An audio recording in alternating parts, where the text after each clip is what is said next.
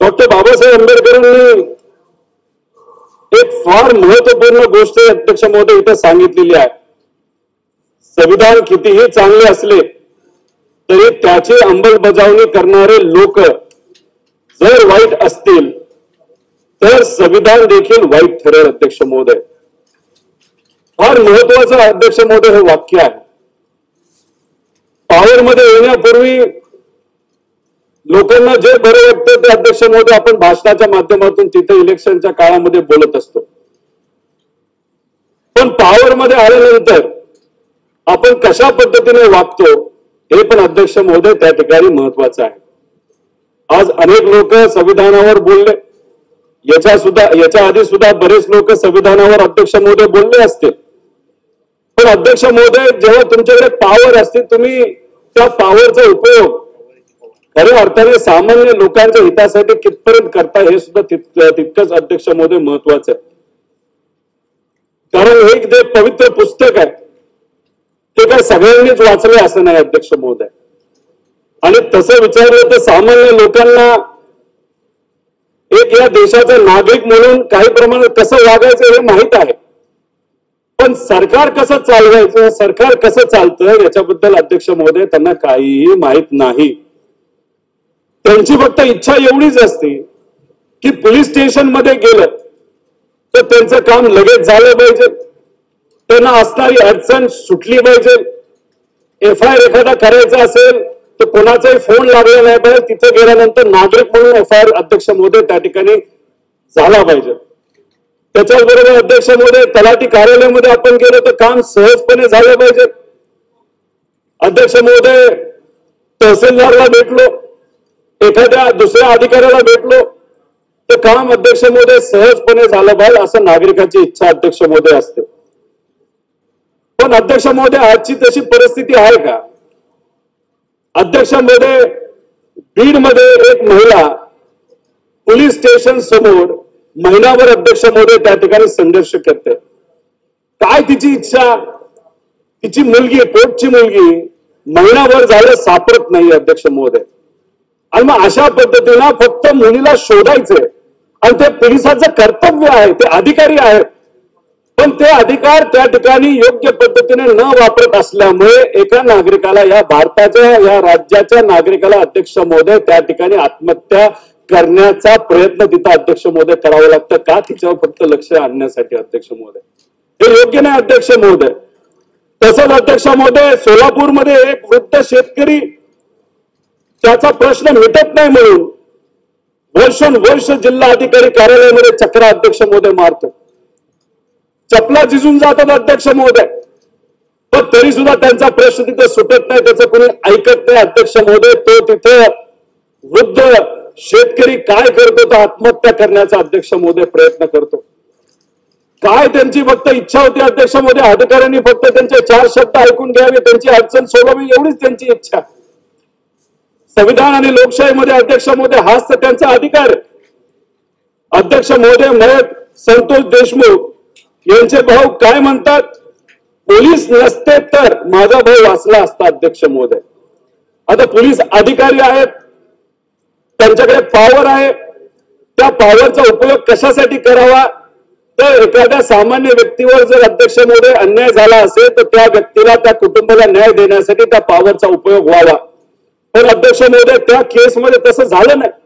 आणि असं जर स्टेटमेंट एखाद्या सामान्य नागरिकाचं जर त्या बाबतीत येत असेल तर अध्यक्ष महोदय, या संतोष देशमुखच्या भावाला संविधानाबद्दल काय वाटत असेल अध्यक्ष महोदय? ज्या शेतकऱ्यांनी आत्महत्या करण्याचा प्रयत्न केला त्यांना संविधानाबद्दल अध्यक्ष महोदय आज काय वाटत असेल? जी महिला आपल्या मुलीला शोधण्यासाठी पोलीस स्टेशन मध्ये महिना अध्यक्ष महोदय त्या ठिकाणी जाते, त्या महिलेला अध्यक्ष महोदय काय वाटत असेल संविधानाबद्दल, याचा विचार अध्यक्ष महोदय आज करण्याची जरूरत आहे. अध्यक्ष महोदय, नागरगोजे नावाचे एक शिक्षक 18 वर्ष एका संस्थेमध्ये काम करतात. आज परमनंट होईल, उद्या परमनंट होईल, आता नोकरी मिळेल, आता परमनंट होईल, आता पगार चालू होईल, अशी अध्यक्ष महोदय त्या ठिकाणी त्याची इच्छा होती. मुलांना ते शिकवतात, पण 18 वर्ष झाले तरी अध्यक्ष महोदय त्यांना तिथे न्याय मिळत नाही. काय वाटत असेल नागरगोजेंच्या पत्नीला संविधानाबद्दल अध्यक्ष महोदय? अध्यक्ष महोदय, जालना जिल्ह्यामध्ये एका धनगर समाजाच्या मुलाला त्या ठिकाणी अध्यक्ष महोदय मारलं जातं फक्त तो मंदिरात गेला म्हणून अध्यक्ष महोदय. काय वाटत असेल त्या मुलाला संविधानाबद्दल अध्यक्ष महोदय, याचा विचार अध्यक्ष महोदय करण्याची जरूरत आहे. अध्यक्ष महोदय, परभणीमध्ये सोमनाथ सूर्यवंशी लॉ शिकत होता, एका वर्षामध्ये लॉयर झाला असता आणि लॉयर झाल्यानंतर सामान्य लोकांचे प्रश्न, समाजाचे प्रश्न हे कुठेतरी न्याय व्यवस्थेच्या माध्यमातून अध्यक्ष महोदय या मुलाला तिथे सोडले असते. पण डॉक्टर बाबासाहेब आंबेडकरांच्या एका पुतळ्याचा तिथं अवमान झाला, तिथं निषेध करण्यासाठी कुणी असेल तरी अध्यक्ष महोदय निषेध केला असता. तिथं तो फक्त उभा होता, निषेध करत होता. कोमिंग ऑपरेशन मध्ये त्याला ताब्यात घेतलं, पोलीस स्टेशन मध्ये मारला अध्यक्ष महोदय, त्याच्यामध्ये त्याचा मृत्यू झाला. अध्यक्ष महोदय, काय वाटत असेल त्याच्या आईला? तिला कुठेतरी वाटत होतं मोलमजुरी करून मुलाला शिकवलं, आता वकील होईल, वकील झाल्यानंतर नोकरी मिळेल, प्रोफेशनला लागेल, हातात 4 पैसे येतील आणि घर कुठेतरी नीट चांगल्या पद्धतीने अध्यक्ष महोदय चालेल अशी अपेक्षा त्या आईची होती. पण त्या आईला आता या संविधानाबद्दल अध्यक्ष महोदय काय वाटत असेल? अध्यक्ष महोदय, अध्यक्ष महोदय, माझं एकच मत आहे की या सर्वसामान्य लोकांना फक्त एवढंच वाटतं की प्रशासनाच्या माध्यमातून त्यांना न्याय मिळाला पाहिजे. जे आपण सर्व लेजिस्लेचरचे जे लोक आहेत, कायदे मंडळाची लोक आहेत, ते आमच्यासाठी योग्य असा कुठेतरी कायदा बनवला पाहिजे आणि त्या कायद्यातून आमचे प्रश्न तिथे सुटले बरं. अध्यक्ष महोदय, त्या ठिकाणी त्यांना सगळ्यांना वाटतं. अध्यक्ष महोदय, ज्युडिशियल म्हणजे न्याय व्यवस्थेबद्दल बोलायचं झालं, आमदार पात्रतेचा निर्णय अध्यक्ष महोदय 3 वर्ष झालं तो आतापर्यंत घेतला नाही. ठीक आहे, आता इलेक्शन झालं, विषय संपला अध्यक्ष महोदय. पण justice delayed is justice denied अध्यक्ष महोदय. त्यामुळे ज्युडिशियल डिपार्टमेंटची सुद्धा नाही, ज्युडिशरीची सुद्धा काय ना काहीतरी अध्यक्ष महोदय तिची जबाबदारी योग्य वेळेस योग्य निर्णय देणं, जो संविधानाला जोडून असेल असा निर्णय देणं अध्यक्ष महोदय तिथं अपेक्षित आहे. अध्यक्ष महोदय, आपण जर बघितलं तर सातारा जिल्ह्यामध्ये एक पत्रकार एका महिलेवर झालेल्या अन्यायाबद्दल अध्यक्ष महोदय त्या ठिकाणी त्याच्या चॅनलच्या माध्यमातून लोकांपर्यंत पोहोचत होता. महिलेचाच आवाज तो पोहोचवत होता. अध्यक्ष महोदय, त्या भागामध्ये ज्या काही लोकांवर अन्याय झाला त्या लोकांचा आवाज त्यांच्या चॅनलच्या माध्यमातून अध्यक्ष महोदय तो खरात नावाचा जो वकील होता तो लोकांपर्यंत अध्यक्ष महोदय पोहोचवायचा काम फक्त काय करत होता, जे पत्रकार सर्व काम करतात तेच केलं की जे ऐकलं, समजलं, कळलं, जे काही कागदपत्र हातामध्ये मिळाले, तो जो संविधानाने आपल्याला हक्क दिला तोच हक्क अध्यक्ष महोदय तो पत्रकार त्या ठिकाणी बजावत होता.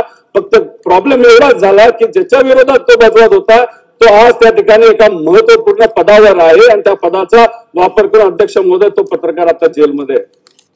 अध्यक्ष महोदय, महिलेचा विषय जेव्हा आम्ही पत्रकारांची अध्यक्ष महोदय बोलत होतो, एका महिला पत्रकारांनी फक्त आम्हाला सांगितलं की असं एका आमदाराबद्दल एका महिलेने काहीतरी अलिगेशन केलंय, नाव सुद्धा अध्यक्ष महोदय ते सांगितलं नव्हतं. आपल्या सगळ्यांची जबाबदारी असते आमदार म्हणून. एखाद्या कांद्याचा शेतकरी आला म्हणाला आमचा हा विषय अधिवेशनामध्ये मांडा, आपण मांडतो अध्यक्ष महोदय. एखादा युवा आला, एखाद्या MPSC नाही तर स्पर्धा परीक्षेचा मुद्दा अध्यक्ष महोदय आपल्याला सांगितला तर आपण लगेच तो समजून घेतो अध्यक्ष महोदय, तो लगेच मांडतो. एखाद्या व्यक्तीवर कुठेतरी अन्याय झाला ते गोष्ट आपल्याला समजली तर अध्यक्ष महोदय या विधिमंडळामध्ये या हाऊसमध्ये नाही तर आपण पत्रकारांसोबत अध्यक्ष महोदय बोलतो. तसंच एका महिलेचा विषय कानावर आल्यानंतर त्या महिलेला न्याय मिळाला बघ, एवढी भूमिका अध्यक्ष महोदय त्या ठिकाणी आम्ही सर्वांनी मिळून मांडली होती. आणि मग काय झालं तर आमच्या विरोधात हक्कभंग आला. हरकत नाही अध्यक्ष महोदय, हक्कभंग येईल त्या समितीकडे आम्ही सर्वजण अध्यक्ष महोदय तिथे जाईल. हक्कभंग आणायचा नाही आणायचा हा तिथं अध्यक्षांचा हक्क आहे. पण दुसऱ्या बाजूला आम्ही हेही म्हणतो की जेव्हा आम्ही हक्कभंग अध्यक्ष महोदय आणतो आमची सुद्धा अपेक्षा असते की आम्ही विरोधात असलो तरी आमचं सुद्धा ऐकलं गेलं पाहिजे. आम्ही जो हक्कभंग आणतो तो मानला गेला पाहिजे, त्याच्यावर आम्हाला बोलण्याची संधी दिली पाहिजे. पण अध्यक्ष महोदय तशा प्रकारे कुठेही काय होत नाही. अध्यक्ष महोदय, सत्तेतले आमदार हे सत्तेत आहेत आम्ही समजू शकतो, पण या हाऊसमध्ये तुमच्या अध्यक्षतेखाली आम्ही सर्वजण समान आहोत. आम्ही एखादा मुद्दा मांडत असेल तो तितकाच महत्वाचा असतो जेवढा एक सत्तेतला आमदार अध्यक्ष महोदय त्या ठिकाणी तो मुद्दा मांडतो. आणि आम्हाला मुद्दा त्या हक्कभंगाच्या माध्यमातून एवढंच मांडायचा होता की या हाऊसमध्ये एका व्यक्तीने एक हक्कभंग मांडत असताना चुकीची माहिती ही तिथं हाऊसला दिली आणि ते चुकीचं एवढंच आम्हाला अध्यक्ष महोदय त्या ठिकाणी बोलायचं होतं. तो आमचा अधिकार आहे, संविधानाने दिलेला अधिकार आहे, लोकशाहीने दिलेला अधिकार आहे. पण तो बजावण्याची जर आम्हाला या ठिकाणी अध्यक्ष महोदय संधी दिली जात नसेल तर मग कुठेतरी बोलावं लागेल या हाऊसमध्ये, या पवित्र हाऊसमध्ये सुद्धा संविधानाचे जे मूलभूत विषय, मूलभूत गोष्टी आहेत त्या सुद्धा अध्यक्ष महोदय त्या ठिकाणी पाळल्या जात नाही. अध्यक्ष महोदय, मला एवढंच आपल्याला विचारायचंय की हा एखादा विषय महिलेच्या अत्याचाराचा तुमच्यापर्यंत आला असता, तुम्ही सुद्धा अध्यक्ष महोदय हा विषय त्या ठिकाणी घेतला असता.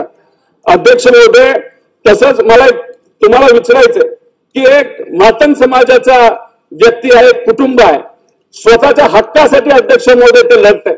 भिसे नावाचं ते कुटुंब आहे.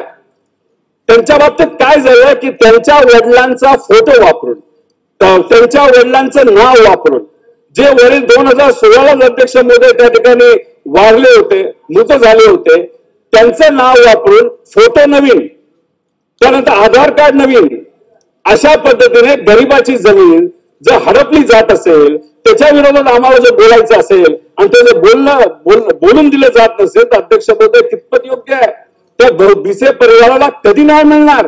का फक्त ते एससी समाजाचे आहेत, गरीब आहेत, त्यांच्याकडे पैसा नाही, त्यांच्याकडे कुठेतरी एका नेत्याचं वरदास्त नाही, म्हणून त्या ठिकाणी त्यांच्यावर अन्याय होत असेल तर तो अन्यायाला त्या ठिकाणी न्याय देण्याचा प्रयत्न या विधिमंडळामध्ये अध्यक्ष महोदय झाला पाहिजे आणि त्यासाठी प्रत्येक आमदाराने सुद्धा या विषयामध्ये अध्यक्ष महोदय लक्ष दिलं गेलं पाहिजे.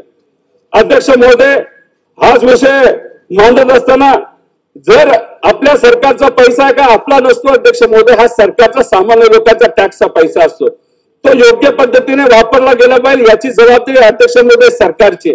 आणि जर आपल्याला असं कळालं असेल की तो पैसा चुकीच्या पद्धतीने वापर करून त्याच्यामध्ये जर भ्रष्टाचार झाला असेल, मेलेल्या लोकांच्या नावावर कोविडच्या काळामध्ये जर पैसा खाल्ला गेला असेल आणि तो विषय जर पुढे आणायचा असेल तर अध्यक्ष महोदय त्याच्यावर चर्चा झाली गेली पाहिजे अध्यक्ष महोदय.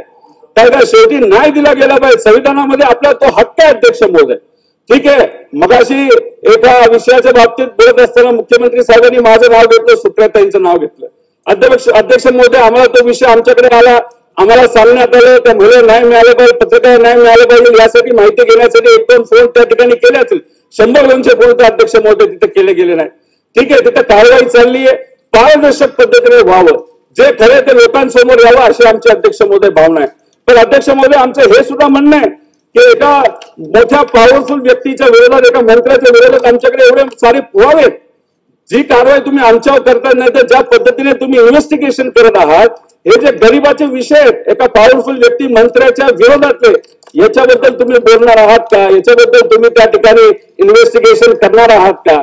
जर खऱ्या अर्थाने या विषयावर जे इन्व्हेस्टिगेशन अध्यक्ष महोदय झाले, एवढे पुरावे असताना, तर आपण म्हणून या अधिवेशनामध्ये नाही तर या हाऊसमध्ये संविधान अजून जिवंत अध्यक्ष महोदय.